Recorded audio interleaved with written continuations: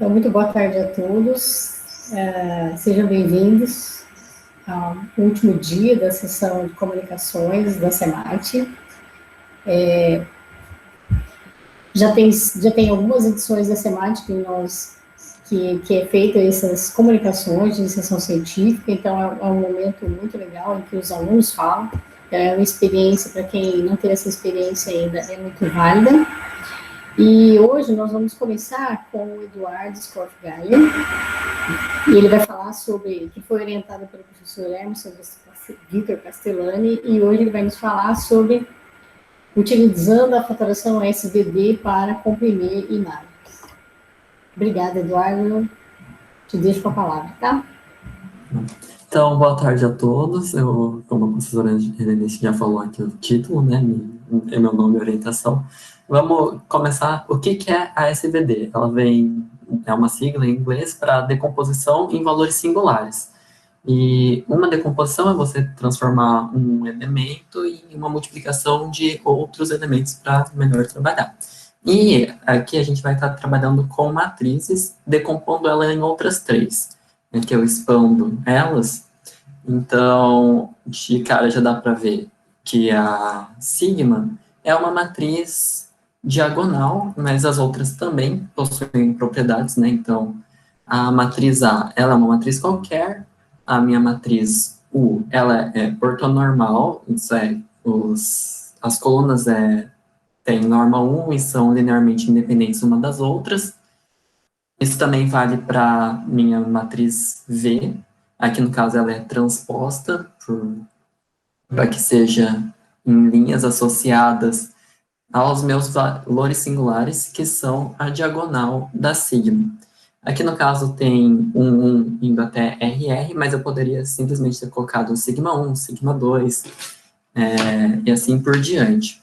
Esses sigmas, eles são organizados de forma decrescente, né? Então, o 1 é o maior que tem, indo até o sigma R, que é maior ou igual que zero. No caso, ele vai ser maior porque depois, quando começar a ser zero, todos vão ser zeros, e a gente acaba desconsiderando. E como a gente desconsidera os últimos sigmas, né, a gente também pode desconsiderar as últimas linhas de V e V transpostas, né, e as últimas colunas de U, porque estaria multiplicando por zero, então não faz sentido manter elas, seria a SVD reduzida. Bem, a gente pode associar a matrizes transformações lineares, né? Então, aqui eu só trouxe uma equaçãozinha para ver de forma como uma transformação, e aplicando essa transformação para uma visualização geométrica, a gente, em R2, eu estou transformando uma circunferência em uma elipse. Aqui no caso, no canto superior esquerdo seria original, e indo para direita a gente tem a elipse rotacionada, que seria a matriz A. Porém, né, se a gente for para baixo e depois para o lado e depois para cima, a gente teria a decomposição sendo aplicada. Eu falei sobre a transformação porque uma forma de obter a SVD é considerando a transformação e os subespaços gerados, né, imagem e núcleo. A gente cria... É um processo bem complexo e bem extenso, então eu só vou falar rapidinho dele, certo? Alguns pontos eu vou só falar o que foi feito, mas sem muitas explicações aprofundadas. Então, a gente cria as bases para esse subespaço, aí, com essas bases, faz a decomposição URV, que ela é bem semelhante à SVD, porém, a matriz sigma, que nesse caso é R, ao invés dela ser na diagonal, ela é como se fosse 4 quadrantes da matriz, né? Então, superiores e inferiores, para a direita e para a esquerda.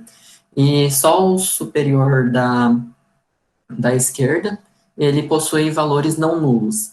Então, o resto fica tudo zero através dessa decomposição. A redução de Householder é um processo para transformar essa parte da matriz em uma matriz triangular E depois a gente diagonaliza a matriz triangular com várias continhas, utiliza a norma de matrizes, enfim. Vamos agora para a compressão de imagem, que a gente quer reduzir o espaço de armazenamento que é utilizado para salvar uma imagem digital. Uma imagem digital, aqui eu trouxe uma bem pequenininha, elas são esses pixels, em escala de cinza, ela pode ser associada aos valores que está aqui embaixo, eles estão indo de 0 a 1, porém existe também um método de até, entre 0 até 256, esse valor é por causa de base binária, e, enfim, essas questões. Aqui eu trago uma imagem colorida, ela seria a junção dessas três imagens, quanto mais preto seria menos essa cor. Dá para ver isso em telas de computadores e televisões. Se você olhar bem pertinho, você vê os pixelzinhos, principalmente nas mais antigas. Aqui eu trago um pseudocódigo para poder comprimir a imagem utilizando a SVD. Então, no caso aqui, ela já está para imagens coloridas. O que eu vou fazer? No caso, cada imagem colorida aqui, né, só citando, teria uma matriz associada também, só que para as componentes vermelho, azul e verde.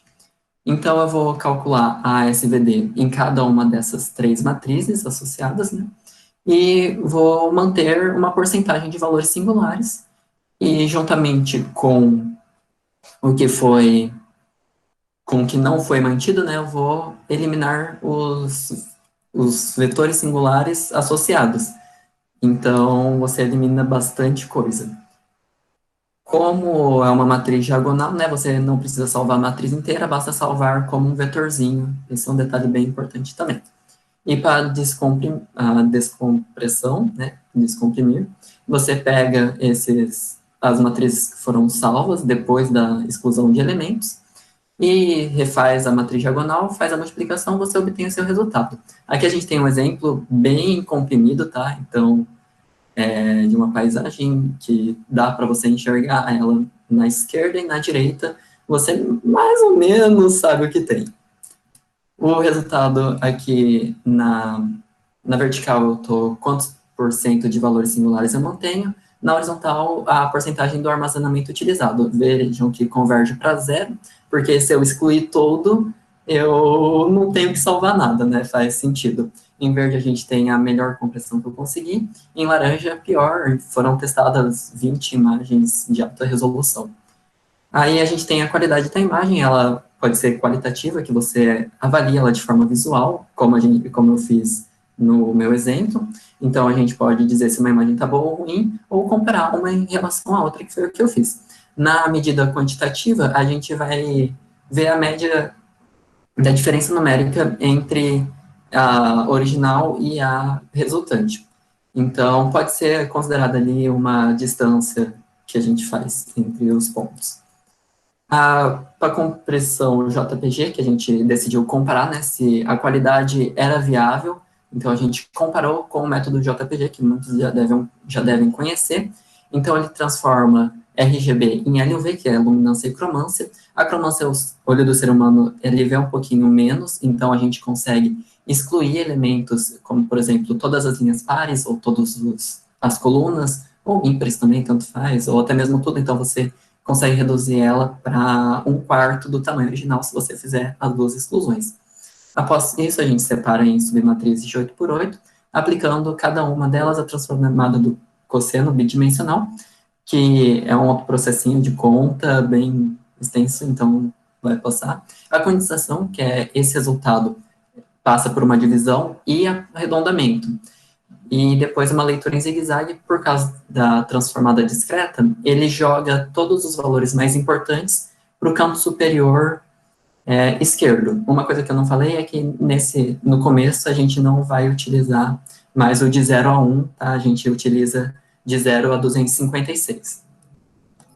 Aí decidi, tipo assim, a gente estava testando unir as duas funções, e eu criei a SVD+, ou SVD Plus. Então, ela utiliza o inicinho da JPG, que é essa transformação em luminância e cromância, faz a exclusão e trabalha com a SVD normalmente, conforme já foi apresentado antes, nas matrizes menores. e o resultado, ela aprimorou bastante a compressão, mantendo o ruído meio próximo. Não deu muito para eu criar um gráfico, porque os valores, eles flutuavam muito. Aqui eu trago as referências que eu utilizei, e, e eu agradeço a todo mundo, a audiência, em especial a minha amiga Gabriela e o Emerson Castellani, pela orientação, ao Grupo PET, porque eu iniciei esse PIC quando eu estava participando, e a organização da SEMAT. Muito obrigada, Eduardo. Então, eu abro agora para perguntas, comentários, sugestões.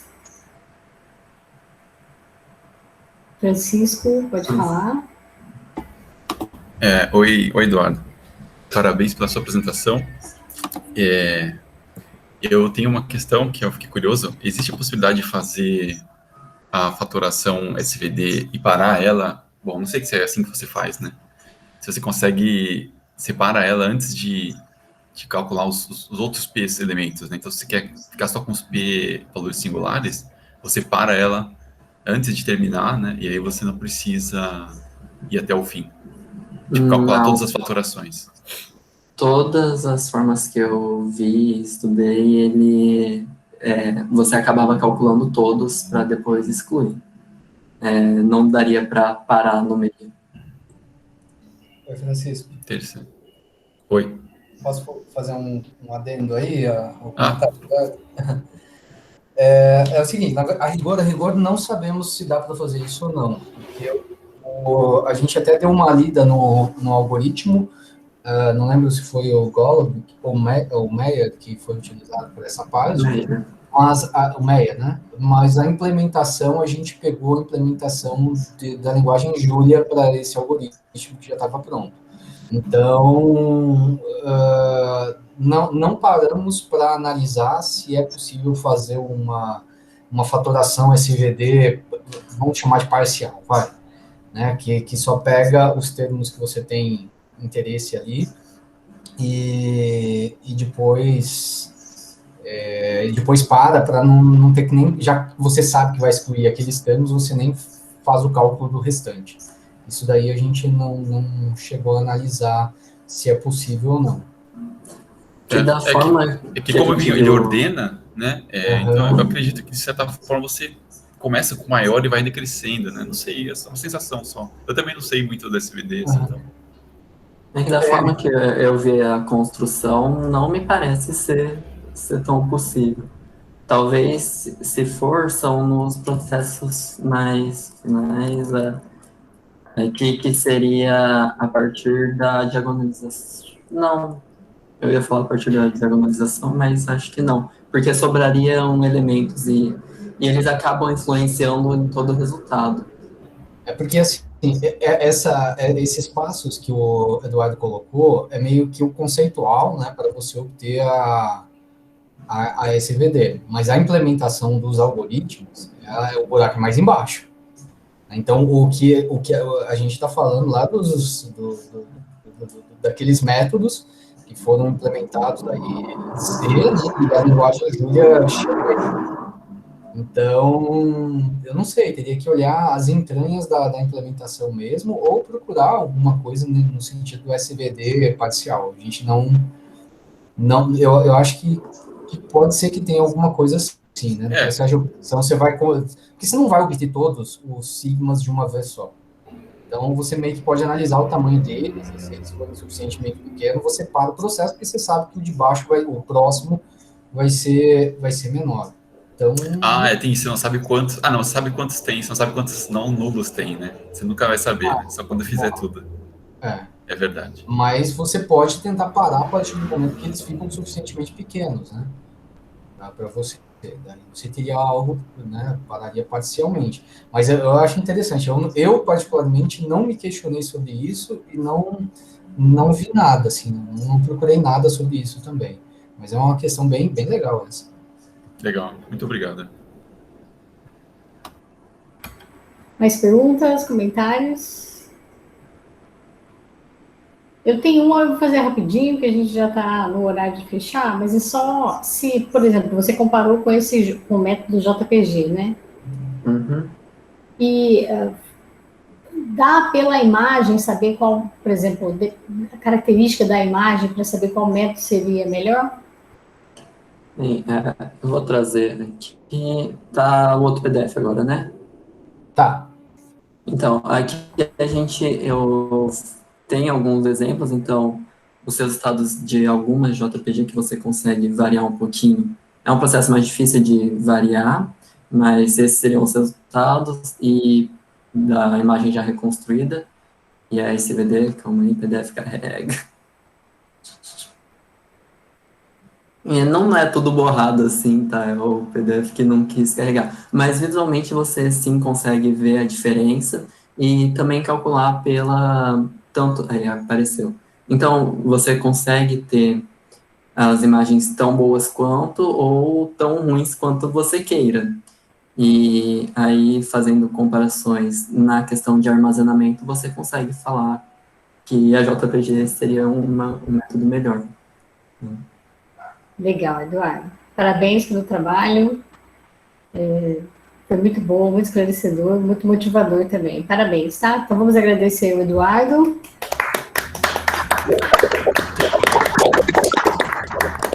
Então, o próximo a falar, já podem ir colocando a apresentação.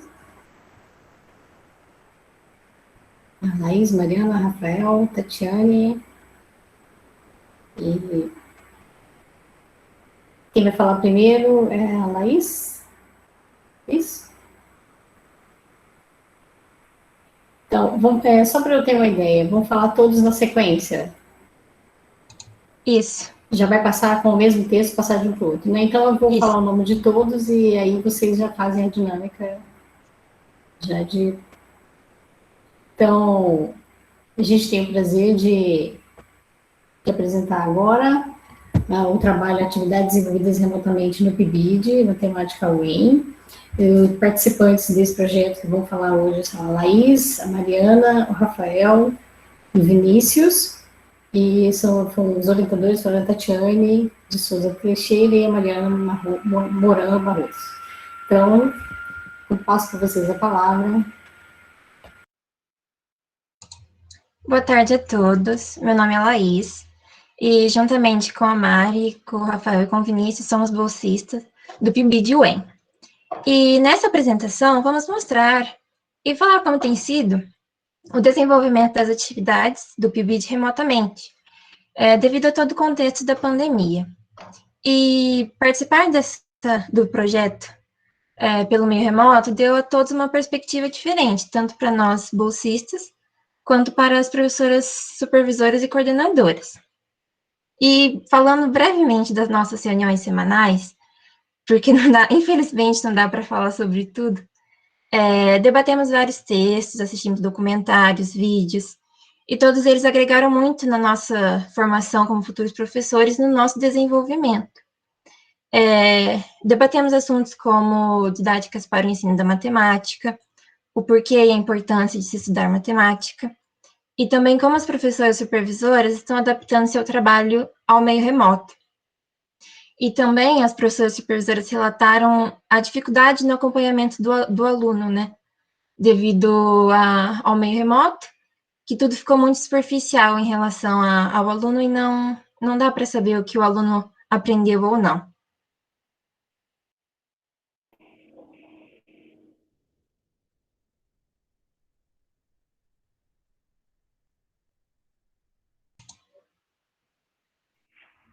Boa tarde a todos. Me chamo Rafael e eu gostaria de contar um pouco sobre a minha participação nesse último semestre.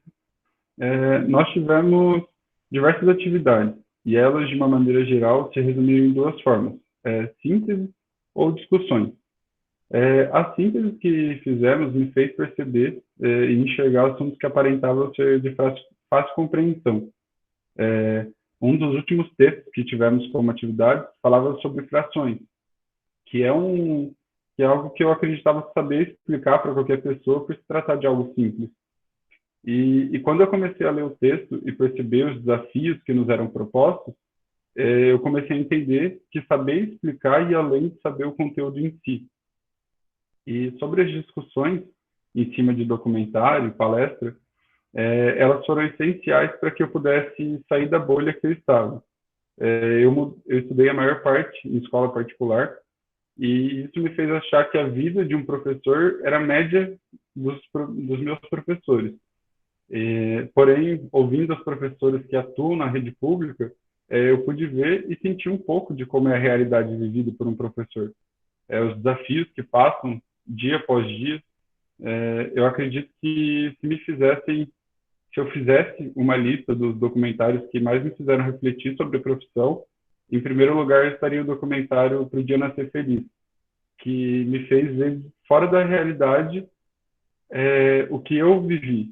Tudo me fez enxergar não só a realidade vivida na escola pública, mas também da escola particular vista pela escola pública. Boa tarde a todos, meu nome é Mariana e, como meus colegas falaram, a gente participou de várias palestras durante o PIBID e uma delas foi do ciclo de palestras do Núcleo Regional de Educação, aqui de Maringá, com participação de professores tanto da UEM como de outras universidades, e no total esse ciclo foi de 10 palestras e foi muito interessante, porque a gente pôde dividir a experiência com esses professores e eles falaram bastante sobre recursos didáticos. Um deles é utilizar a história da matemática como ferramenta. Então, tem a ideia de usar, por exemplo, um sistema de numeração diferente, como o egípcio, e outra ideia é abordar problemas históricos. Um deles foi as pontes de Königsberg. Königsberg é uma cidade da Prússia, e por ela passa um rio. Esse rio divide essa cidade em 4 partes, e essas 4 partes são conectadas por 7 pontes. Aí, a ideia que surgiu lá no século XIII era: será que alguém pode partir de um desses distritos, de uma dessas partes, andar por todas essas pontes e retornar ao mesmo distrito que ele saiu, sem que ele tenha que passar 2 vezes pela mesma ponte? Essa ideia, que surgiu lá no século XIII, só foi descoberta em 1736 pelo Euler. E isso aí fundou a teoria dos grafos. E agora que o Euler já explicou, fica mais fácil de pensar a ideia. E a ideia é basicamente assim: vamos supor que a gente tem um distrito e esse distrito tenha 3 pontes. Então, você vai sair desse distrito, então você vai usar uma das pontes. Vai sobrar 2 pontes que você é obrigado a usar. Então, uma hora você vai ter que voltar e usar mais uma ponte. E agora você tem que usar essa última ponte que sobrou, então você vai sair do distrito.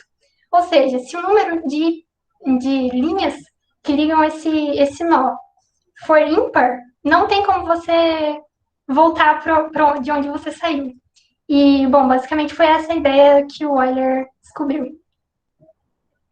E aí, outras ideias de educação matemática que foram passadas nesse ciclo de palestras foi, por exemplo, a utilização do ábaco e do tangram, que são mais clássicos, né? A utilização de dobradura, que é muito versátil, muito barato, fácil, e dá para tirar várias noções matemáticas interessantes.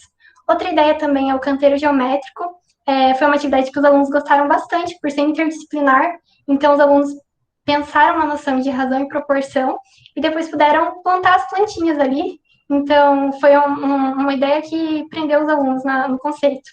E também utilizar a programação. Tem um programa chamado Scratch, que é muito interessante, muito dinâmico, e, enfim, é para ensinar programação para crianças, jovens, adultos, por que não? É muito interessante e ajuda no raciocínio lógico. Então, é um bom auxílio para a educação matemática. Boa tarde a todos, meu nome é Vinícius e eu vou falar sobre as experiências de sala de aula.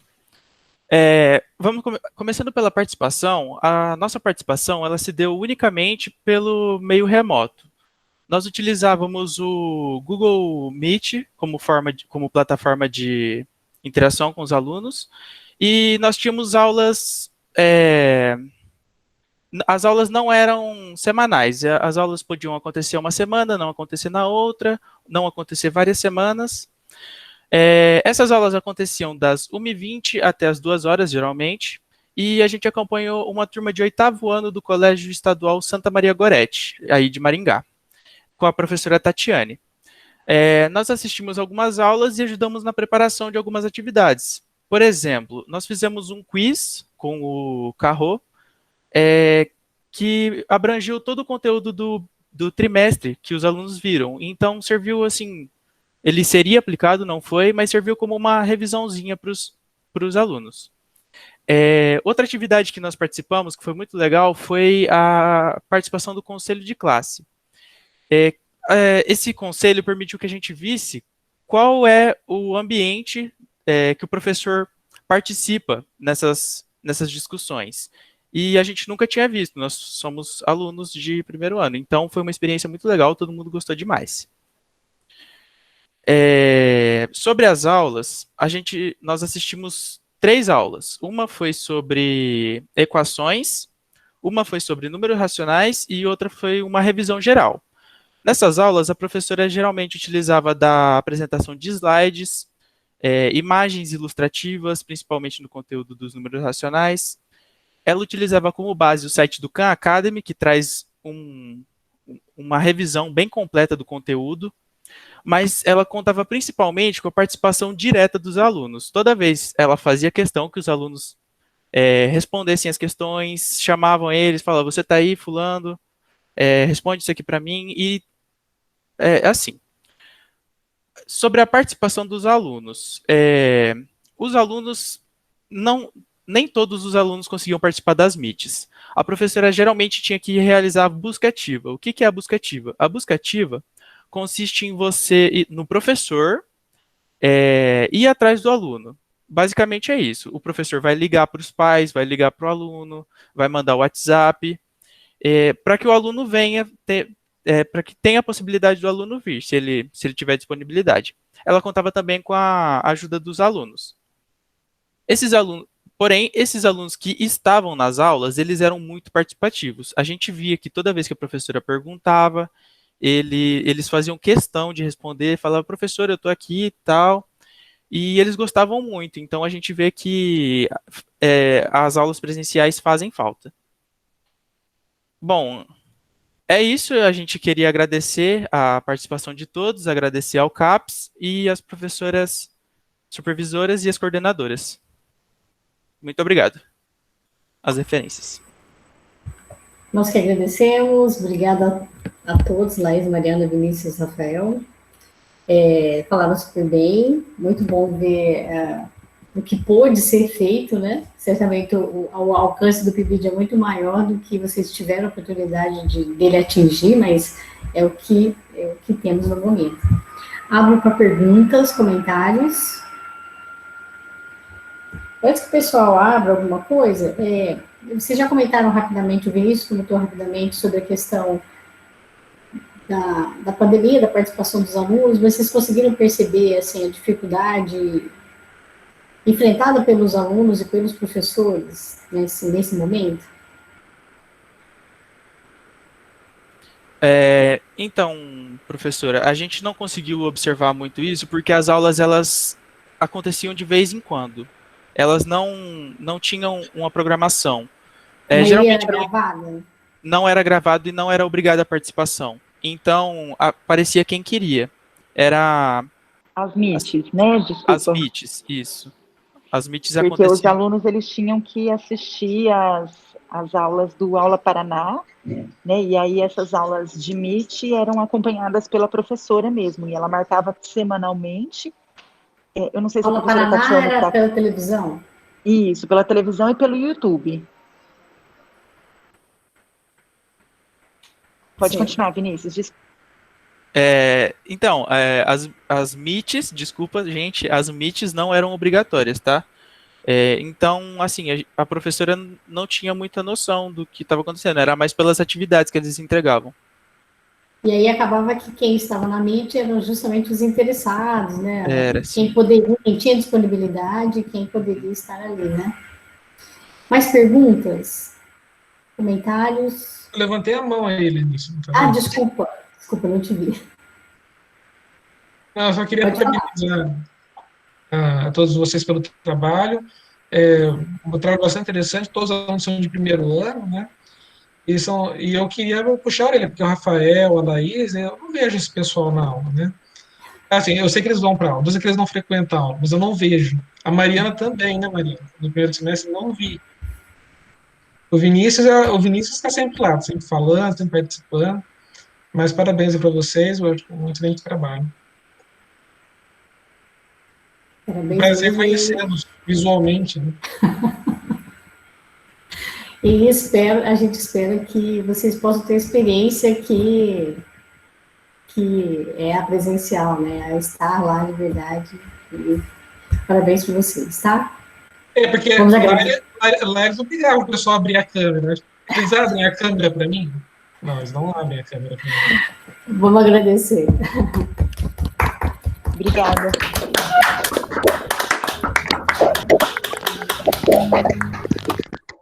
Bom, na sequência, agora é o Andrei, né?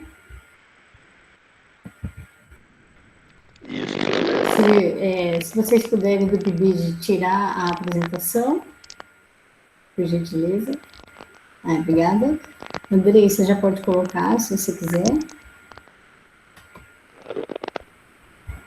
Andrei, seu microfone está chiando muito, não sei se você consegue arrumar.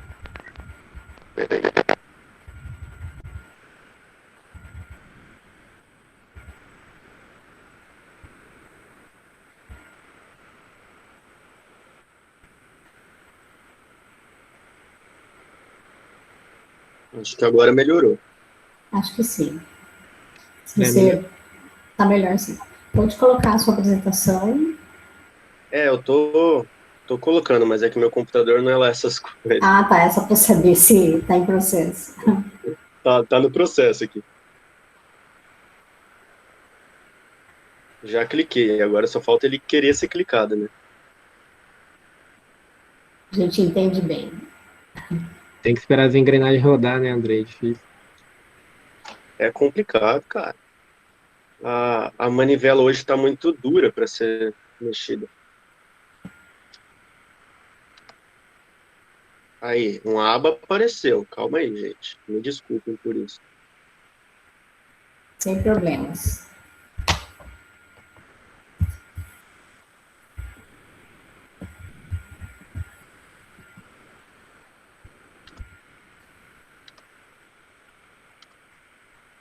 Pronto. Deixa eu ver se foi.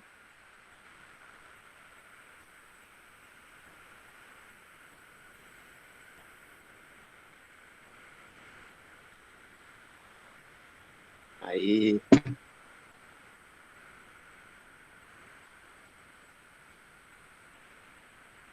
Tá escura a tela ou é só na minha? É que você está no Meet. Eu acho que você tem que clicar. Você colocou apresentar.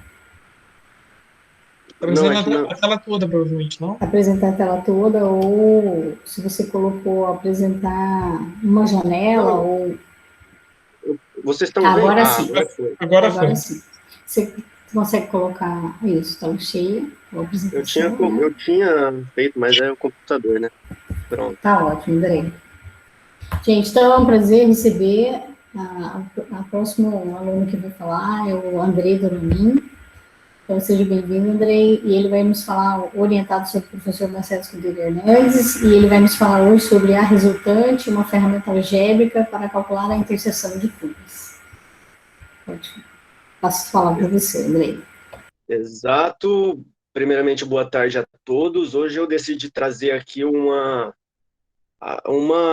ferramenta para vocês colocarem na caixinha de ferramentas de vocês aí, um método, um algoritmo para calcular a interseção de duas curvas algébricas planas, ou comumente chamada aí como curvas, simplesmente curvas, mais simples. Então, eu só vou apresentar como funciona, né, só o algoritmo mesmo. Primeiro eu vou relembrar para vocês como a gente fazia como a gente calculava essa interseção no ensino médio, só para vocês terem a noção da diferença, como o processo é diferente do processo que estamos acostumados. E aí depois vocês vão ter aí uma chave de fenda aí para colocar na caixinha de vocês. Ok? Então, começando a apresentação propriamente dita, com uma definição de gráfico, uma definição importante.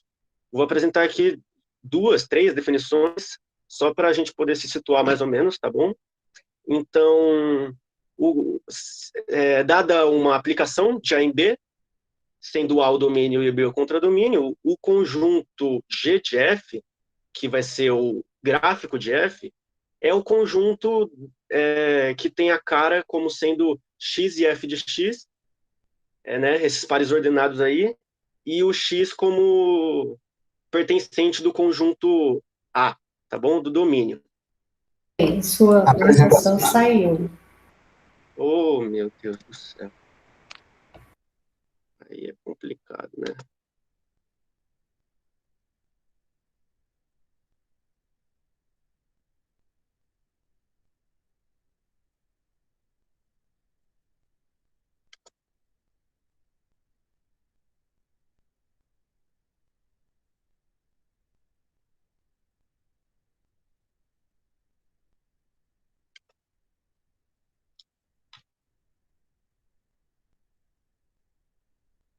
Eu vou colocar aqui a câmera para vocês, só para vocês verem como está a situação.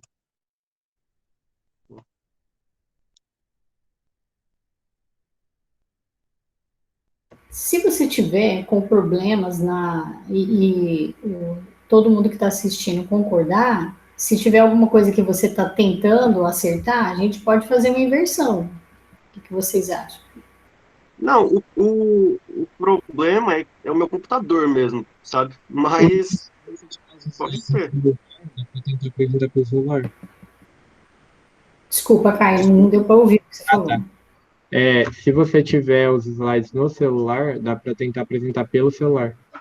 Ou o professor Marcelo colocou a sugestão também. O Marcelo sugeriu você mandar os slides para ele e ele roda os slides. Se você quiser se organizar e os próximos palestrantes não se importarem, todo mundo concordar em trocar, o PIBID fala primeiro, pode ser? Pode sim, professor. Todos os demais do grupo? Todo mundo que vai apresentar já está aqui? Pode ser, professora.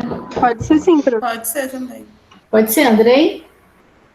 Bom, agradeço Enquanto você encaminha para o professor e resolve as questões, isso é normal acontecer, tá? No sistema remoto é mais que natural isso acontecer.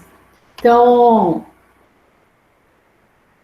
vamos então passar para a próxima. É que eu estou tendo que permitir pessoas entrarem, então. Então, vocês podem colocar a apresentação.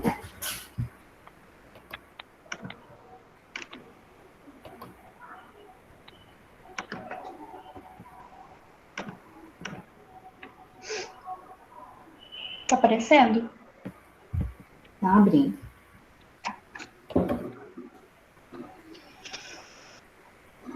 Todo mundo já está por aí? Caio, Daniela, Giovana, Sofia. Então, vamos então antecipar. Quem vai falar agora vai ser os acadêmicos Caio, Daniele, Giovana e Sofia, foram orientadas pelas professoras Mariana Mohan e Luciene Trevisoli, e elas vão nos falar sobre ações pedagógicas para as aulas de matemática em tempos de pandemia, um relato do PIBID de Matemática UEM. Bem-vindos, está aberta a palavra para vocês. Obrigado, professora. Como a professora Helenice já apresentou a gente, eu queria iniciar falando que os nossos relatos terão enfoque na parte da aula Paraná, nas aulas remotas via Meet, e também um pouco do que a gente viu participando do conselho de classe. Mas antes disso, eu queria discutir de forma geral como se deu as reuniões semanais e o que participamos durante o PIBID. No início do projeto, fizemos uma pesquisa sobre as escolas estaduais do Paraná, para entender como era a realidade dos alunos e professores, entrevistando eles, e também pesquisar o que o Estado estava falando. E houve algumas contradições entre o que era divulgado e o que realmente acontecia. No quarto ciclo de palestras, com o título Metodologias e Estratégias de Ensino de Matemática, algumas reflexões, Nós participamos, durante quase 2 meses, de diversas palestras que ensinavam métodos de ensino, métodos de avaliação da matemática, e isso foi muito rico para nós, como professores, futuros professores, né, podermos ter uma ideia de diversas maneiras de ensinar a matemática, porque a matemática vai muito além de só números, como muitos estão acostumados. Sobre as aulas Paraná e as aulas remotas, as meninas falarão mais para frente. Também destaco que o PIBID, ele não só nos trouxe a parte pedagógica, ele também nos situa sobre a realidade e como o governo do Paraná impõe algumas coisas. Por exemplo, na palestra sobre as escolas cívico-militares que assistimos, da professora Michele Fernandes. Ela mostrou a diferença entre o que seria a escola atual e as escolas cívico-militares que já se iniciaram. O exemplo disso é o aumento de aulas e também a troca de direção, que agora não é feita por um civil, e sim por um militar. Sobre as discussões sobre o ensino das frações, antes da Semana da Matemática, tem um slide, Dani, para frente da imagem.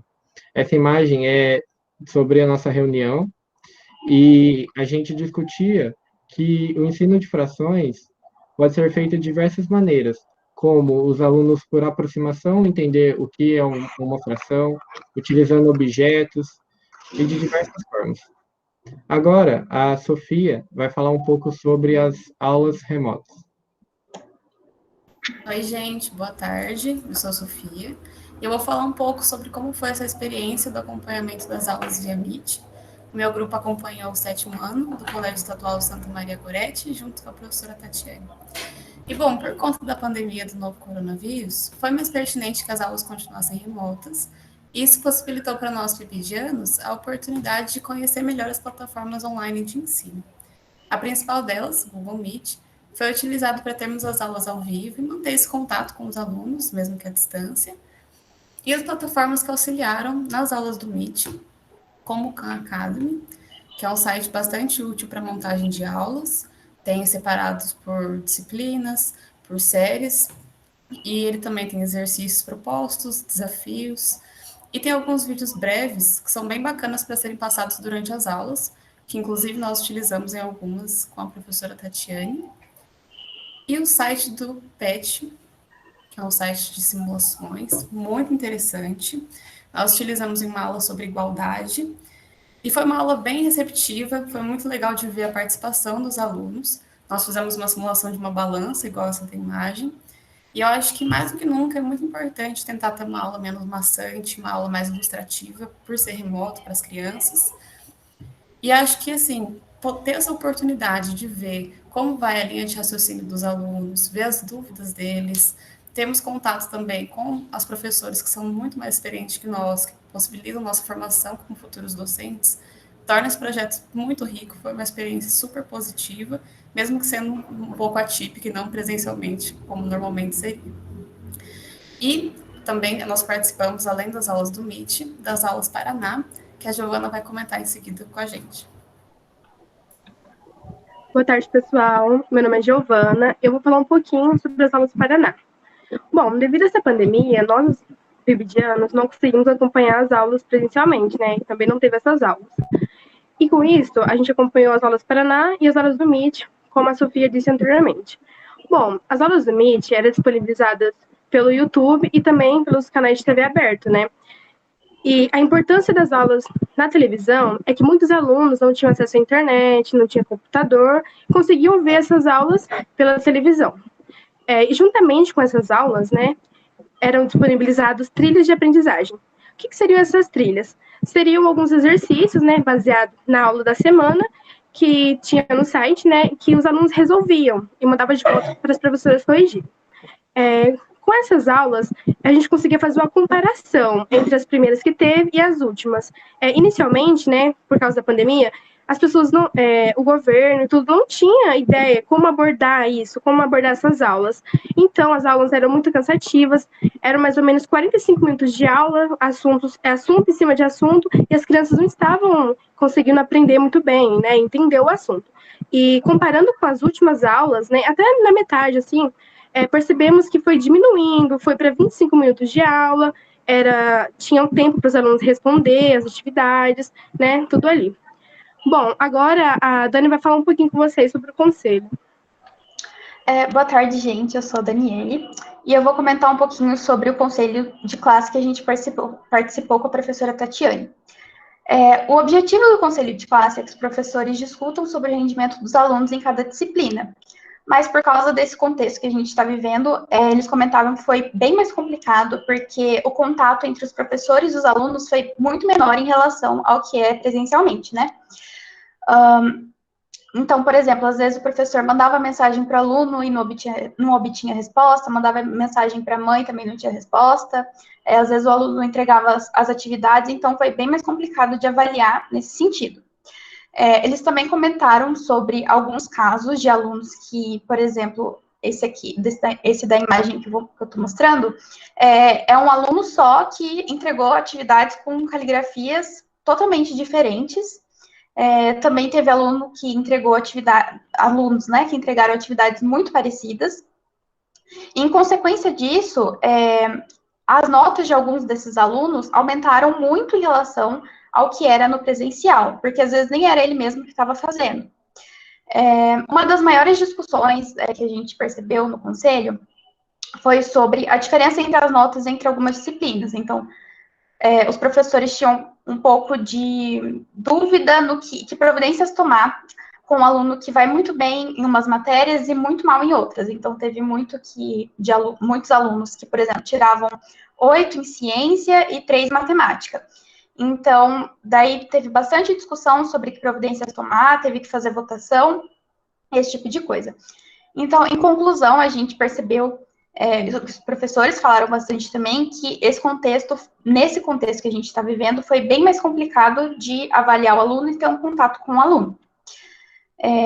Essas aqui são as referências que a gente citou, né, a Academy, o livro que a professora utilizou, o link da palestra, que o Caio citou, o site das Aulas Paraná e o PET. E a gente queria agradecer a CAPES pelo apoio financeiro, as professoras Mariana, Luciele e Tatiane, e a comissão organizadora, que deu a oportunidade de a gente apresentar nosso trabalho, e também a vocês pela atenção e pelo interesse de assistir nossa palestra. Então, se alguém tiver alguma pergunta, algum comentário... Obrigada, nós que agradecemos. Parabéns pelo trabalho, pelas apresentações, foi ótimo. Vocês tinham falado no começo, acho que o Caio, não, algum de vocês... Eu falei no começo, professora. Não, eu ia agradecer minha namorada que está me vendo, tá? Eu ia complementar dizendo que vocês tinham comentado que no começo as aulas estavam muito cansativas, né?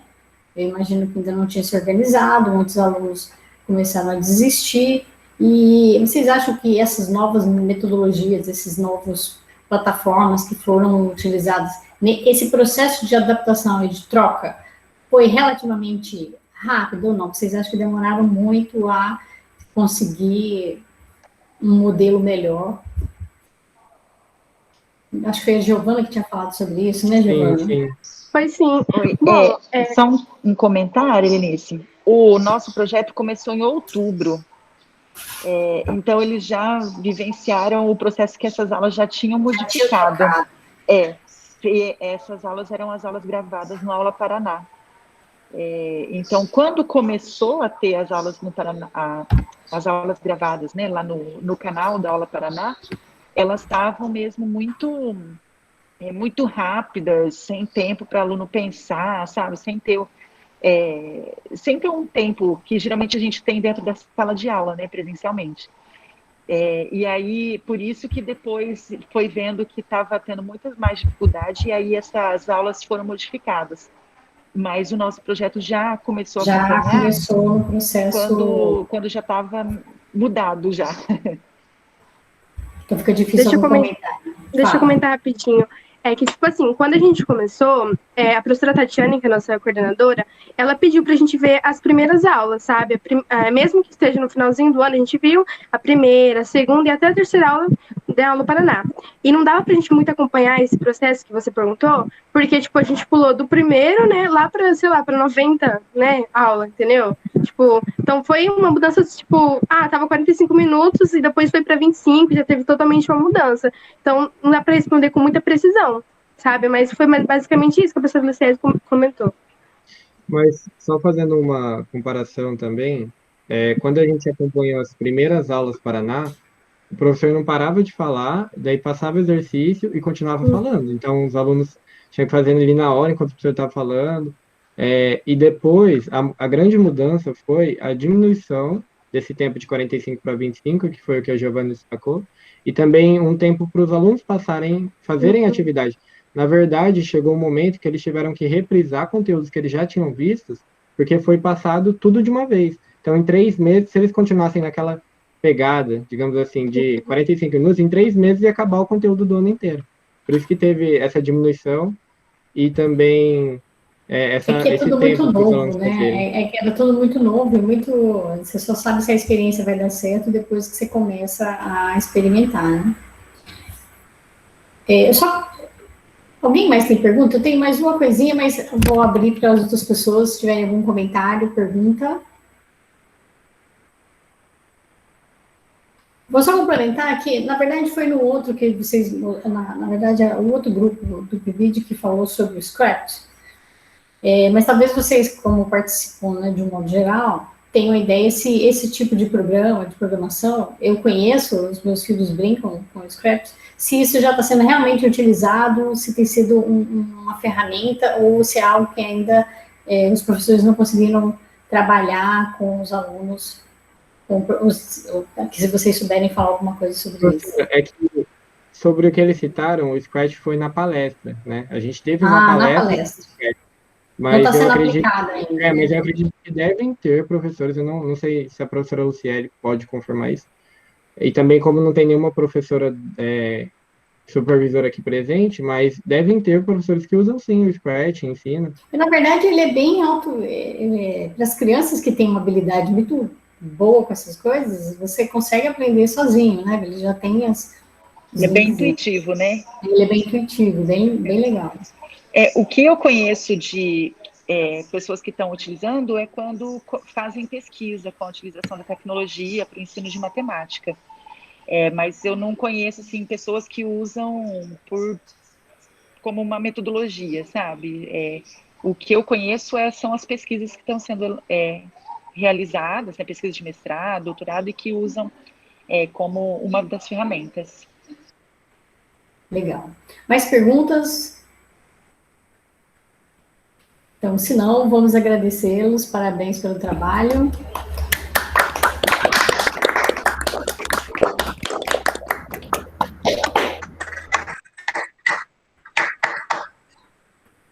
E, Andrei, você acha que dá para você falar agora ou você ainda quer ficar para o final? Sim, eu consegui slides para o Eduardo. Tá ótimo. Então, agora foi rápido. Eu não vou com a câmera, por motivo disso. Tá legal, mas o seu áudio, ele tá chiando um pouco. Não sei se quando eu tirar, melhore. Talvez quando eu tirar o meu, melhore. Não, eu vou entrar de novo.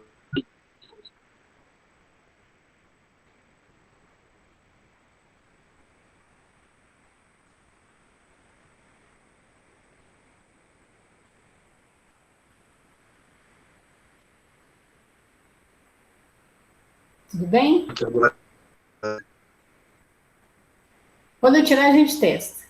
Parece que tá falhando um pouco, mas vamos ver. Eu vou só falar do seu título novamente, tá? E aí, se você quiser já passar para o slide que você estava, você fica à vontade.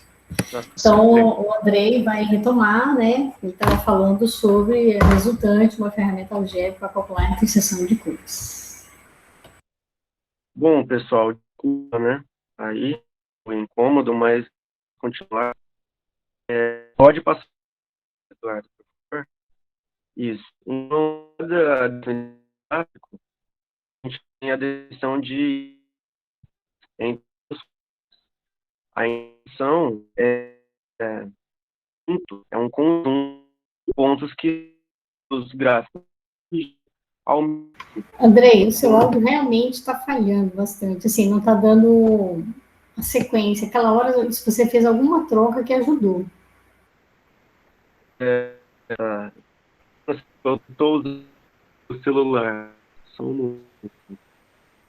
Porque, assim, não está dando nenhuma sequência, está picando a sua voz.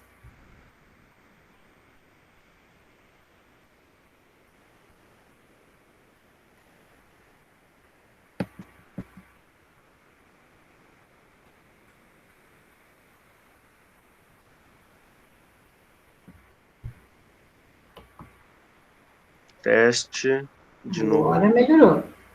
Então, vou dar continuidade. Eduardo, pode passar, por favor.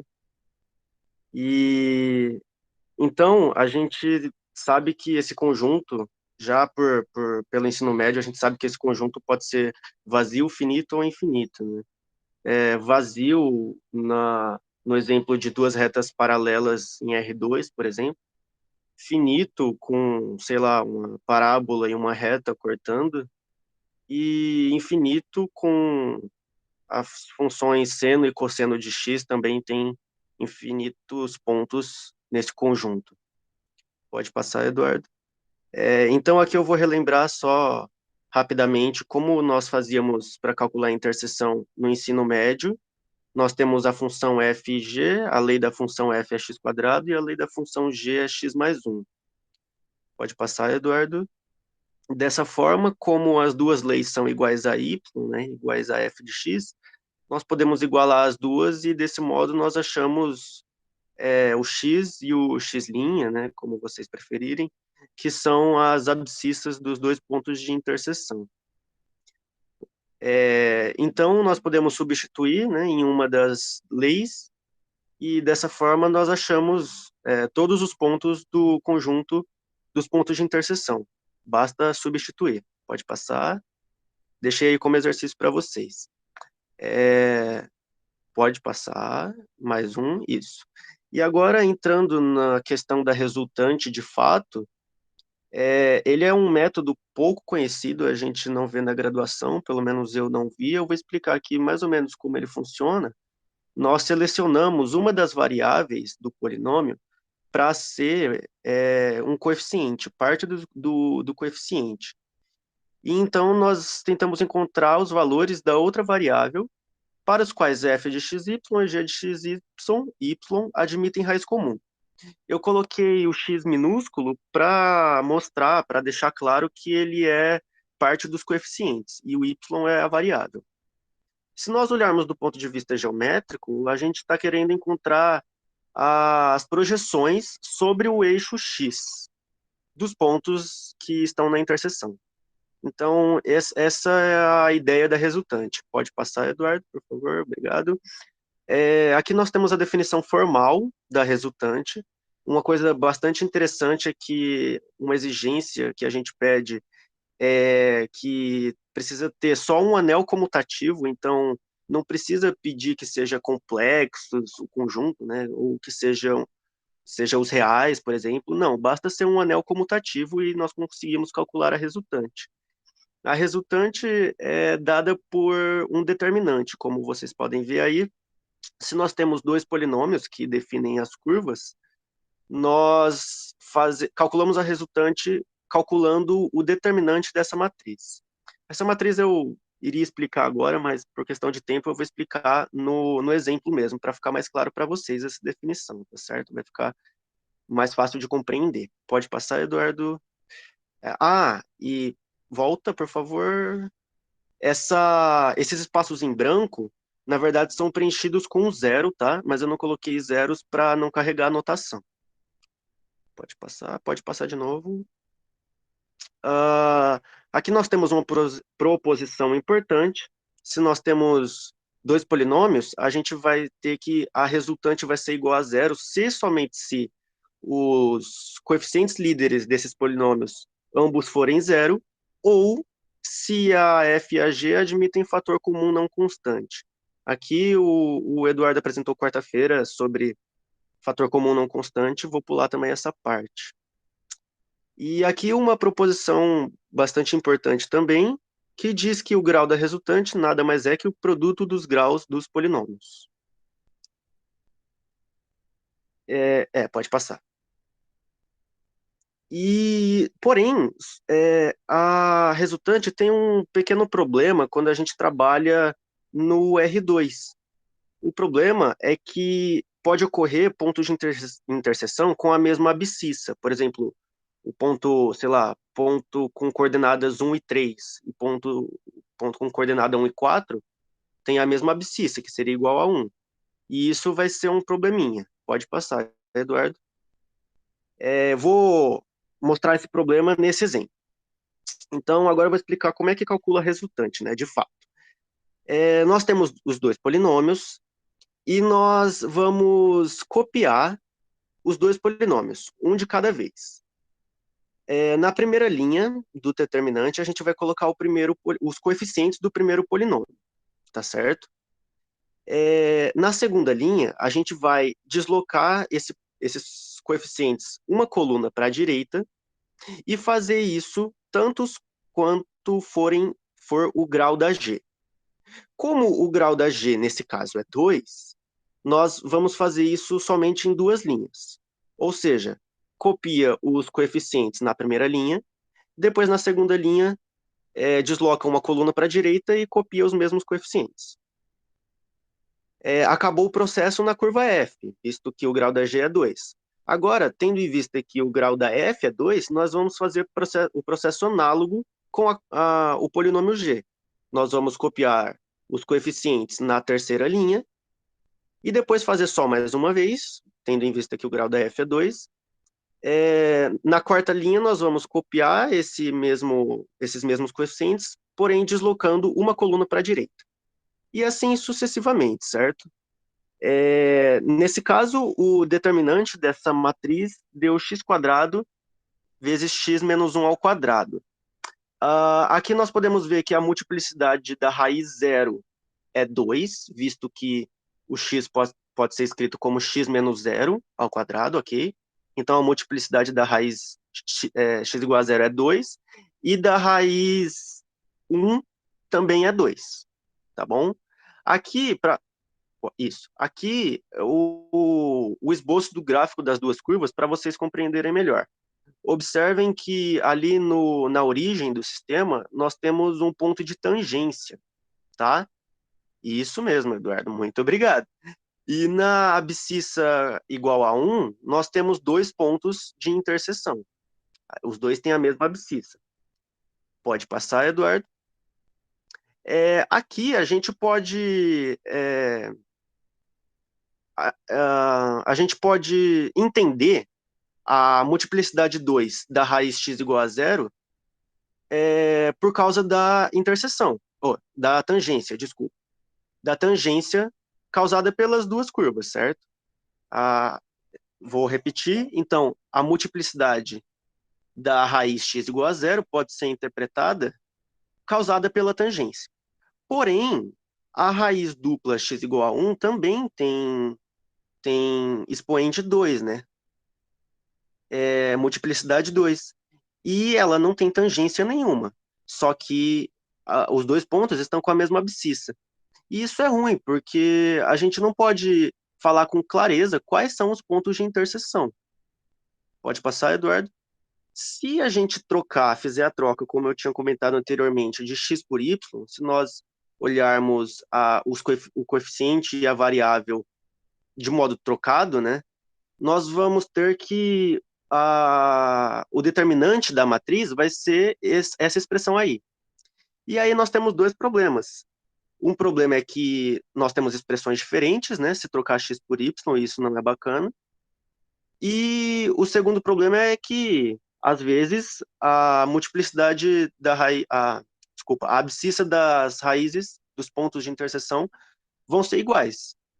Porém, pode passar mais uma vez, Eduardo, essas nuances, essas dualidades podem ser corrigidas estabelecendo a noção de plano projetivo e de pontos no infinito. Essa noção do plano projetivo o Eduardo apresentou também na quarta-feira, e o meu foco aqui foi só apresentar esse processo da resultante. Então, repetindo, essa resultante tem alguns problemas, tá? Esse processo, porém, eles podem ser corrigidos estabelecendo a noção de plano projetivo. Contudo, mesmo tendo falhas, é uma ferramenta bastante interessante que nós podemos utilizar para calcular a interseção de duas curvas planas.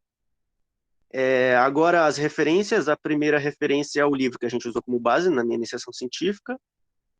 O segundo livro ajudou a entender o primeiro. Quando nós tínhamos dúvida, nós íamos atrás desse segundo livro. E o terceiro, que é o Guidorizi, o Cálculo 1, que foi usado por mim para a construção desses slides aí, para poder tirar algumas dúvidas em relação à interseção e a gráfico, essas coisas. É isso. Muito obrigado. Obrigada, Andrei. Falou muito bem, parabéns pela palestra. E o Ednei já levantou a mãozinha para perguntar. Pode perguntar, Ednei.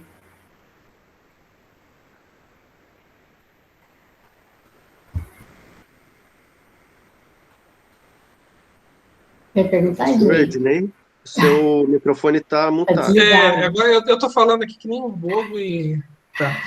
Queria parabenizar pela apresentação, tá? Foi muito boa. Esses percalços aí, a gente está super acostumado a passar nesse período de ensino remoto, então acontece mesmo, mas foi muito bem. Eu queria perguntar se essa resultante ela tem alguma coisa a ver com o discriminante que aparece lá para equações polinomiais de grau 2, por exemplo, né, que é o delta, ou não tem nada a ver, você chegou a ver alguma coisa assim? Essa resultante, a construção dela é muito interessante, infelizmente não pôde ser abordada aqui por questão do tempo, mas é bem interessante você, de repente, conseguir uma matriz e pelo determinante dela você conseguir a interseção entre duas curvas, né? Porém, na construção da resultante, pelo que eu lembro, pelo que eu vi, não há relação íntima, pelo menos, não está intimamente relacionada com o discriminante. Eu posso fazer uma observação? Por favor, Marcelo. Então, na verdade, que não deu tempo de abordar isso no projeto, mas tem sim. Na verdade, o discriminante de um polinômio é a resultante do polinômio com a sua derivada. Se você calcular o discriminante, a resultante de um polinômio em uma variável com a sua derivada, o que a gente obtém é justamente o discriminante. Uma outra maneira de definir a resultante é que não deu tempo de abordar isso no projeto, então por isso que por exemplo, o Andrei não observou. Mas, historicamente, a resultante, bem como o discriminante dos polinômios, eles surgiram assim. Você gostaria de estudar justamente a interseção ou os pontos em comum entre dois polinômios em duas variáveis. Então, se você quer resolver esse sistema polinomial de duas equações polinomiais em duas variáveis, então o que se faz é tentar comparar a diferença de duas raízes desses polinômios no fecho algébrico. E Sylvester, ele teve um grande insight de perceber que quando você compara, quando você analisa o produto da diferença das raízes desse polinômio, isso dá origem a um polinômio em apenas uma variável, quando você está tomando no fecho algébrico desse corpo, e esse polinômio, ele se expressa justamente como um novo determinante, um determinante de uma matriz. Então, o grande insight de Sylvester, inclusive, muitas vezes a gente chama aquele determinante que o Andrei apresentou de determinante da matriz de Sylvester, que a gente encurta por resultante, é justamente este. E ele é usado, sim, para estudar equações polinomiais em uma variável, seja de grau 2, ou de grau 3, ou de grau 4, ou de grau maior, quando se trabalha em teoria de Galois, quando você calcula a resultante do polinômio da sua primeira derivada, isso dá justamente origem ao discriminante. Então, é só para complementar, porque, infelizmente, né, os projetos, não dá para a gente abordar tudo, mas são conceitos intimamente relacionados, sim. Então, está respondido, professor Ednei. Peço desculpa pelo equívoco. Não, tranquilo. Eu Não, perguntei porque eu vi resultante. Ó, você falou que a gente não vê na graduação, né? Eu vi no doutorado, em uma disciplina de doutorado, álgebra não comutativa, e tinha uma parte lá que tinha polinômios de simétricos, tinha uma parte de. E aí tinha uma parte que falava da resultante. E aí eu lembro que tinha alguma coisa, assim, faz muito tempo, né? Não vou falar quanto tempo faz. E eu lembrava que tinha alguma coisa, eu vi que era uma espécie de generalização em algum sentido. Por isso que eu perguntei, achei que você podia ter visto, né? Foi isso. Isso, é que a gente não abordou, foi para outro foco, justamente para as curvas algébricas e plano projetivo, então não deu tempo, então não vimos mesmo. Então, o Andrei não tinha visto essa conexão. Só isso, Dinei? Mais alguma coisa? Não, só isso. Então, Francisco, né? Francisco, você ia perguntar alguma coisa? Andrei, a minha pergunta deve ser bem básica, né? Mas, dado que o Ednei só viu isso no doutorado, eu já fiquei mais tranquilo. Eu não entendi, assim, quando você falou os seus exemplos dos polinômios, eu entendi tudo belezinha, assim, fiquei pensando que ia ter um método numérico para acontecer isso, né? Achei uma coisa interessante. Mas daí, quando você deu o exemplo com os polinômios quaisquer, eu não entendi. Eu não entendi o x e o y, você desculpa, mas quando você mostrou aquele desenho do polinômio também, eu não enxerguei um polinômio lá, assim, talvez não seja a definição que eu conheço, mas você pode explicar o que era o x e o y de novo?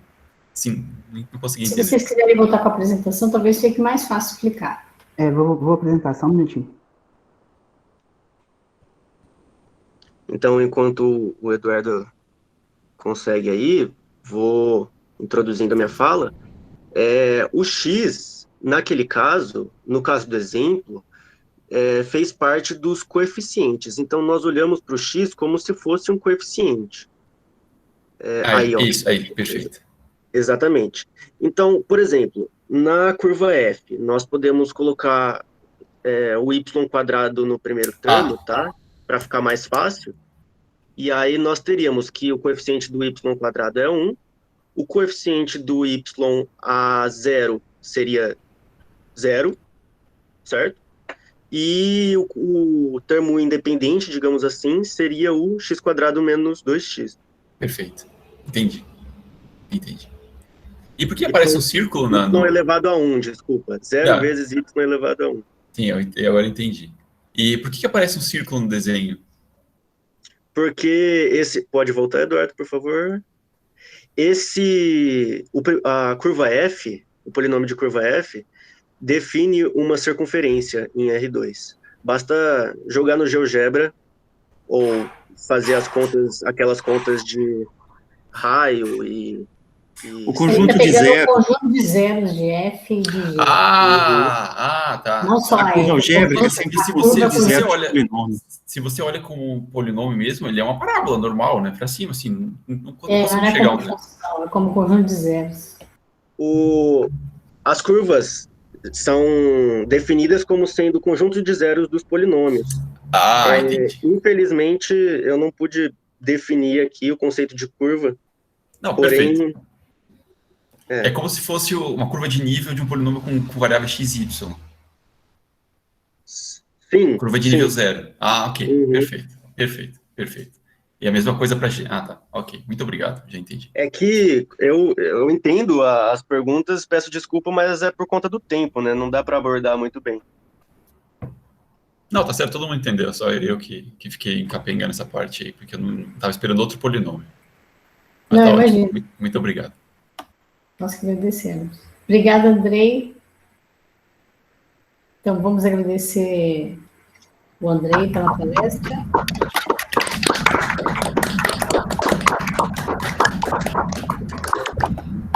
Agora a gente vai para a última apresentação do dia.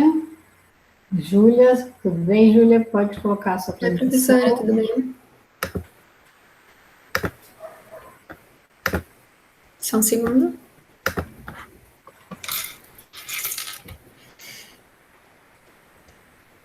aparecendo? Sim. Então, para finalizar, nosso dia de comunicações, então quem vai falar agora é a Júlia Guizardi. Ela foi orientada pelo professor Francisco Nogueira Sobral, e hoje ela vai nos falar sobre interpolação polinomial em R3. Bom, obrigada, Júlia. Obrigada, professora. Boa tarde a todos. Como a professora disse, hoje eu vou falar sobre a interpolação polinomial R3. A nossa ideia do nosso projeto era pegar o conceito de interpolação polinomial em R2, uma coisa já conhecida, vista na graduação, e levar esse conceito para o R3 usando conhecimento simples. Na época que a gente começou o nosso projeto, eu estava no primeiro ano, então usando conhecimentos apenas ali de GA e de cálculo 1. Bom, eu vou começar definindo o que é uma interpolação, já que muita gente não viu, né? Interpolar uma função f de x consiste em você criar uma outra função g de x, né? Onde essas funções, a f e a g, vão ser iguais em alguns pontos. Esses pontos a gente vai chamar de pontos de apoio. A função g de x, que vai ser usada para interpolar f, ela pode ser escolhida em várias classes de funções. Ela pode ser escolhida como funções trigonométricas, funções exponenciais, e o que a gente trabalhou no nosso projeto, que foi a interpolação feita por funções polinomiais. Então, dentre os vários métodos de fazer uma interpolação polinomial, a gente acabou optando pela fórmula de Newton. Então, segue aí o teorema da fórmula de Newton. Dados n pontos de apoio, que são onde a f e o polinômio vão ser iguais, pertencentes a R2, o polinômio interpolador vai ser dado por essa fórmula aí, que vocês podem ver. Isso aqui, f de x1, x2 aqui, é a diferença dividida de x1 com x2. Para quem não viu também, isso aqui significa, a continha para achar que a diferença dividida entre x1 e x2 é f de x2 menos f de x1, dividido por x2 menos x1, e ela é feita de forma recorrente até chegar nessa aqui. É uma demonstração tanto quanto interessante, eu não trouxe ela por uma questão de tempo, mas ela está nas referências que eu trouxe. Então, até aí tudo bem, mas até aí a gente só viu a interpolação em R2, né? E como levar esse conhecimento para o R3. Então, a gente criou o nosso método, o professor Francisco, para fazer essa interpolação funcionar em R3. Então, a gente pegou um conjunto de pontos de apoio, só que dessa vez pertencentes a R3, então eles tinham a coordenada x, a y e a f de xy, tá? Eu vou dar uma explicada bem breve aqui sobre como a gente fez isso, e depois eu vou levar para o GeoGebra, para a gente poder ver isso, que eu acho que fica bem mais fácil de enxergar o que a gente fez. Então, a gente pega esse conjunto aí de pontos de apoio, de n pontos de apoio, e a gente anda por todo ele buscando 2 ou 3 pontos que formem um plano perpendicular ao plano XY. Preferencialmente 3, porque ele tem a chance de retornar para a gente uma parábola que traz mais informações do que os 2 pontos que formariam uma reta, tá? Então, a gente considera esse conjunto aí, vamos falar de 3 pontos, a gente translada esse conjunto, rotaciona ele até o plano XZ, de forma que o y vai ser 0, e a gente guarda tanto a variável x quanto a variável y na coordenada x. Depois disso, a gente realiza a interpolação polinomial já conhecida, porque a gente vai ter o y como 0, então a gente não vai precisar usar ele, a gente vai descartar ele por um momento, e a gente retorna esse polinômio já interpolado ao nosso plano original. Eu vou colocar aqui no GeoGebra para vocês terem uma noção melhor do que está acontecendo. Então, aqui eu tenho um conjunto de 7 pontos de apoio, tá? Como vocês podem ver. E aqui eu já fiz a continha e já percebi que o x1, x2, x3 formam um plano aí perpendicular ao plano XY, tá? O plano XY é esse cinzinho aqui, e esse azul aqui é o plano que o X1, X2, X3 formam. Então, eles formam aqui um plano, tá?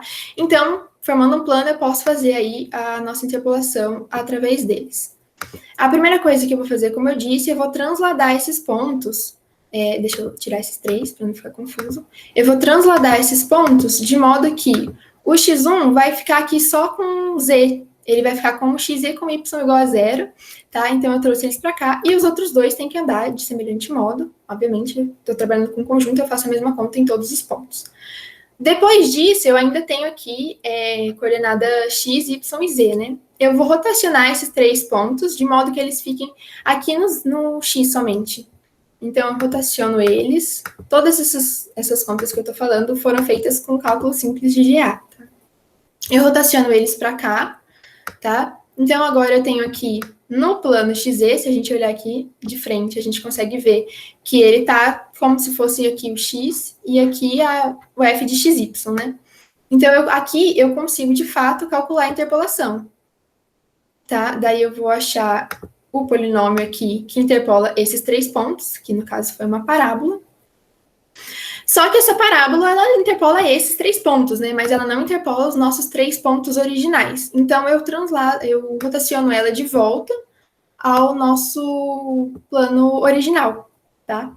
Então, eu vou tirar esses 3 pontos aqui, colocar os nossos 3 pontos originais e transladando rotacionando essa parábola, eu tenho uma parábola que interpola os nossos 3 pontos originais. Essa parábola está em R3, os nossos 3 pontos estão em R3, então eu tenho uma interpolação em R3, feita apenas com cálculos de R2, né? Vou voltar aqui para a minha apresentação. Então, entendido isso, vocês não podem perguntar, a gente tinha um conjunto com 7 pontos e a gente usou somente 3. O que aconteceu com os outros 4? Bom, o que acontece é que a gente vai esse nosso conjunto dos 7 pontos várias vezes, obtendo várias combinações diferentes. E assim a gente vai formar um conjunto com parábolas e retas que interpolam de 2 em 2 ou de 3 em 3, tá? Então a gente vai ter diversas parábolas e retas. Feito isso, a gente quer procurar aí o nosso máximo, o nosso ponto otimizado da função f de x. Então, para isso, a gente desenvolveu o nosso algoritmo. A gente começa definindo limitantes superiores e inferiores para as coordenadas x e para as coordenadas y. Então, como a gente faz isso? Pega o menor x, pega o menor y, o maior y e o maior x e define ali limitantes superiores e inferiores a partir das coordenadas dos nossos pontos de apoio. A gente realiza a interpolação, como eu já mostrei para você anteriormente, e vai achar aí um conjunto de parábolas e retas. E dentro desse conjunto, a gente vai encontrar o máximo de cada um desses polinômios. Aí você me fala, mas se eu achei uma reta, como eu vou achar o máximo de uma reta? O máximo da reta, nesse caso, vai ser o momento em que ela encontra ou um limitante superior ou um limitante inferior. Por que isso? Para a gente não ter pontos muito distantes, né? Se a gente está trabalhando com um experimento, por exemplo, tem um motivo para ter sido feito com aqueles valores, não ir muito além disso. Por exemplo, o experimento que a gente trabalhou tinha a temperatura levada em consideração. Então, assim, não tem como falar, nossa, coloca uma temperatura super elevada. Não, às vezes é inviável, né? Então, a gente cria esses limitantes justamente para a gente trabalhar ali num lugar próximo do que foi trazido para a gente como ponto de apoio. Encontrando os máximos de todos esses polinômios, a gente vai denominar esse conjunto por M. Tá? Dentro desse conjunto M, a gente vai achar o melhor dos pontos. O que seria o melhor dos pontos? Seria onde a nossa função, aí, nosso polinômio, atinge o maior valor na coordenada Z. Então, achando ele, a partir dele, a gente vai conseguir eliminar alguns pontos de X. Como eu disse, às vezes a gente vai ter um ponto de X mesmo um pouco longe e tal, então a gente vai tirar alguns pontos de X que ficaram muito longes e substituir por alguns pontos de M que foram muito bons, que a gente encontrou valores muito bons para a gente trabalhar em cima dele. Então a gente tira alguns pontos de X e substitui por pontos de M, ou seja, por pontos já otimizados, formando um novo conjunto X. E além disso, com esse melhor ponto, mais otimizado ponto, a gente cria uma região de confiança. Que é uma região de confiança. A gente vai colocar esse nosso melhor ponto como centro e criar um quadrado, uma caixinha em volta dele, e a gente vai trabalhar com ela a partir de agora. Então, feito isso, eu trouxe aqui uma imagem que o nosso programa gera. Então, esses pontinhos verdes aqui são alguns dos nossos pontos de apoio, e esse ponto vermelho aqui é o nosso melhor ponto, o ponto mais otimizado. Aqui é o X e aqui é o Y, tá? Então, o Z está aqui para frente, por isso a gente não consegue ter essa noção. Mas aqui é o ponto otimizado, o melhor ponto. E a gente criou aqui nossa região de confiança ao redor dele. Mas aí você me fala, nossa, essa região de confiança está aqui do menos 1 até o 10. É uma variação um pouco grande, dependendo do com que a gente está trabalhando. Então, o que a gente faz? A partir daquele novo conjunto X que a gente formou, excluindo alguns pontos e colocando pontos melhores, a gente vai rodar nosso programa de novo. Aliás, ele roda sozinho. Ele roda de novo e vai fazer todas essas operações de novo, excluir alguns pontos e colocar outros, e possivelmente achar um novo melhor ponto. E aí que entra a nossa região de confiança. Se o nosso programa achar um melhor ponto diferente do anterior, ele muda a região de confiança de forma que o centro vai ser esse novo melhor ponto. Se o melhor ponto encontrado for igual ao anterior, nossa região de confiança vai diminuir, de forma que a gente vai tendo certeza que nosso resultado está convergindo para aquele ponto. Então, aqui é uma outra imagem dessa mesma função aqui que eu trouxe antes, tá? Esse melhor ponto aqui que eu tenho ficou aqui, ó. E a nossa solução, ó, esses pontos verdes são outros pontos de apoio que foram criados. Nossa solução, a gente pode ver que veio para cá, em algum momento esse aqui foi o melhor ponto, em algum momento esse aqui também, mas ela terminou com aqui esse melhor ponto e a nossa região de confiança em volta dela. E aqui vocês podem perceber que nossa região de confiança tem um tamanho 1 aqui, mais ou menos 1 por 1, o que já é bem menor e já traz resultado bem mais interessante.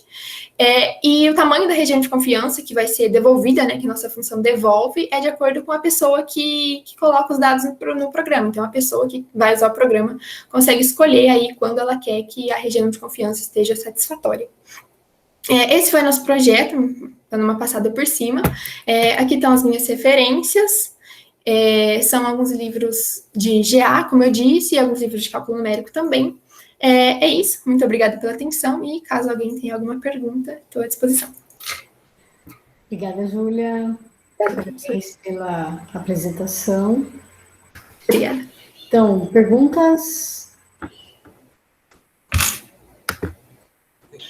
Tem o Ednei, tem o Emerson. Não sei quem levantou primeiro. Bom, eu também não percebi. Pode falar, Tá bom.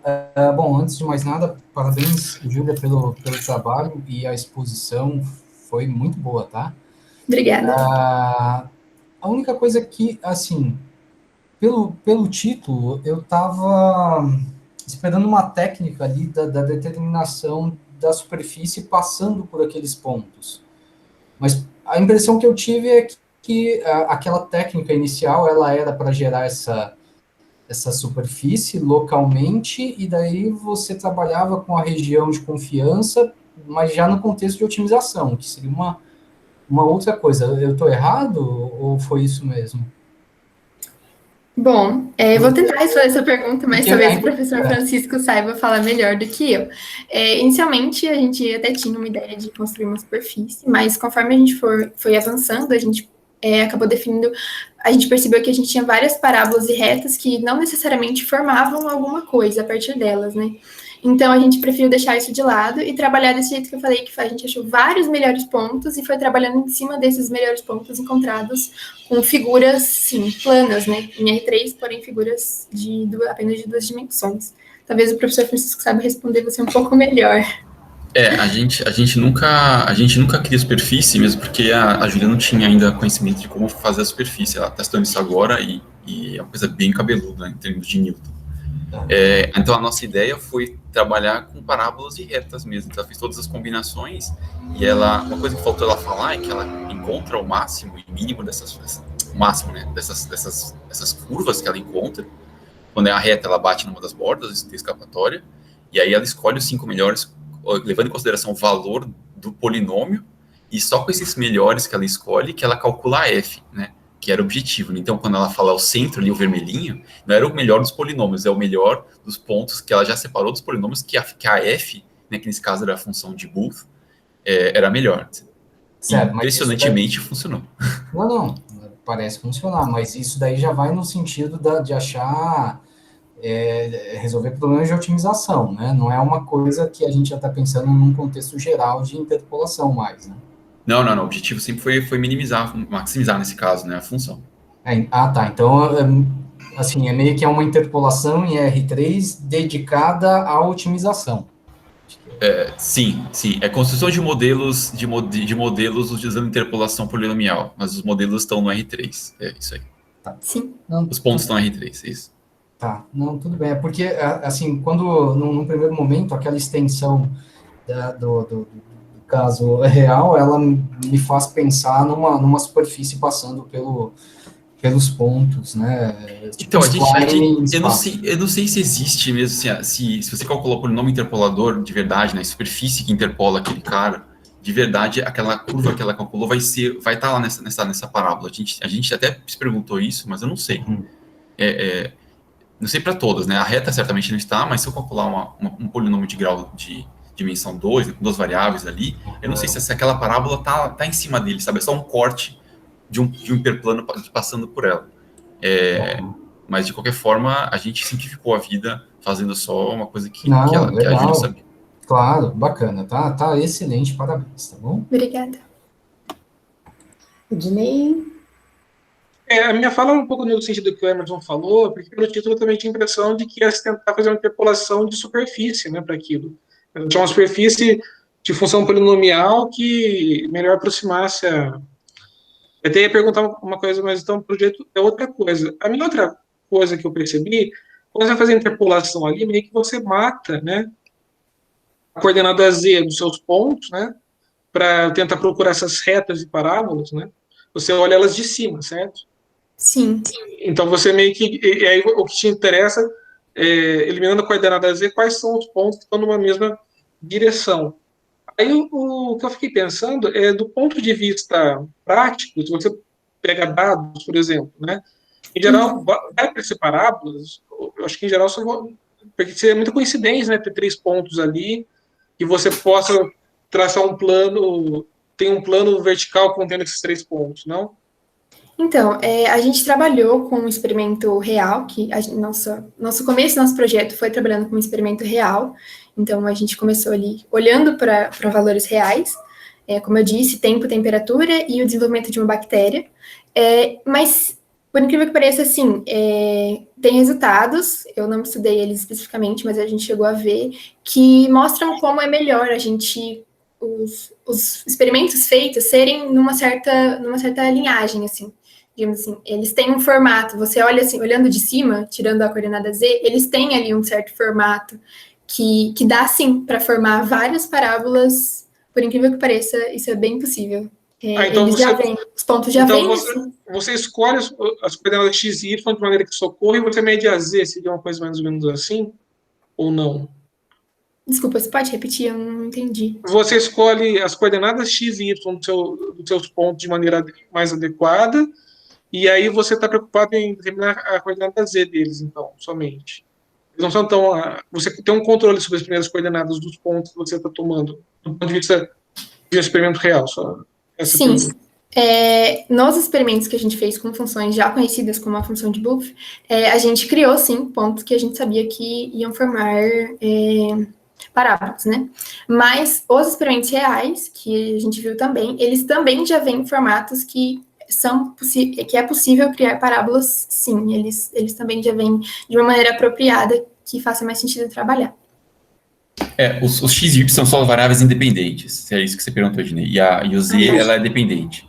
Então, exatamente o que ela falou ali, temperatura e tempo são coisas que têm controle. E aí, o crescimento da bactéria é uma coisa que os cientistas experimentaram.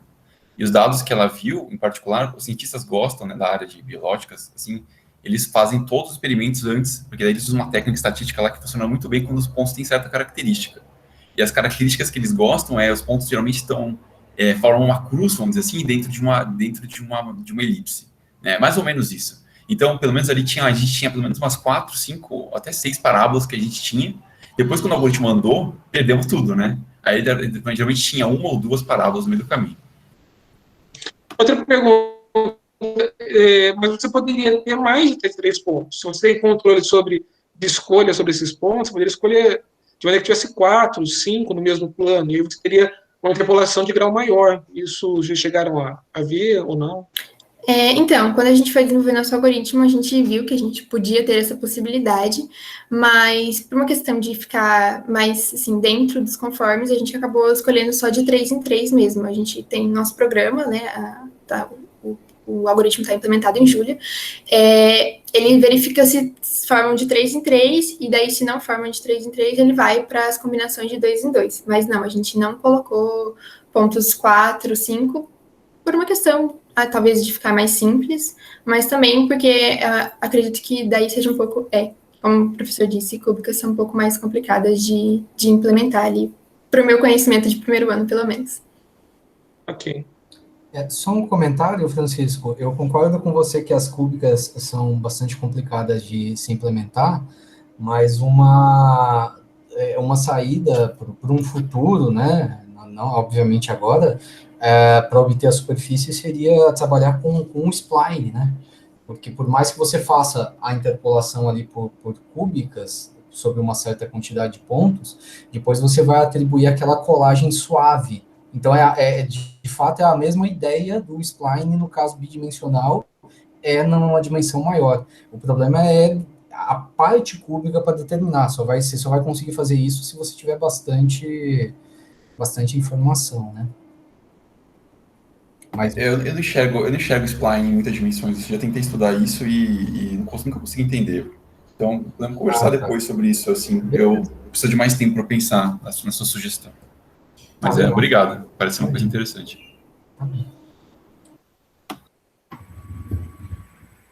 Muito bom. Júlia, se você puder tirar a sua... Vamos agradecer a Júlia.